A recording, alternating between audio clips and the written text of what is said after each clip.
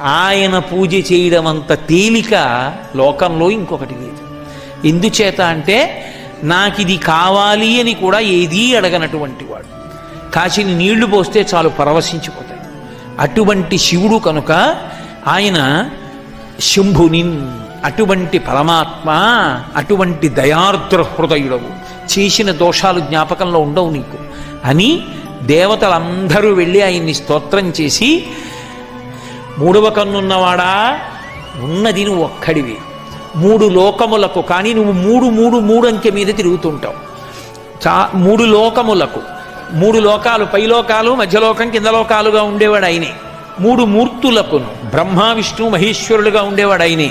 మూడు కాలములకు, భూత భవిష్యత్ వర్తమాన కాలములుగా ఉండేవాడు ఆయనే. కాబట్టి మూడుగా కనపడి మూడు కాదు ఒక్కటిగా ఆఖరికి జ్ఞానంలో తెలియబడేవాడివి నువ్వే.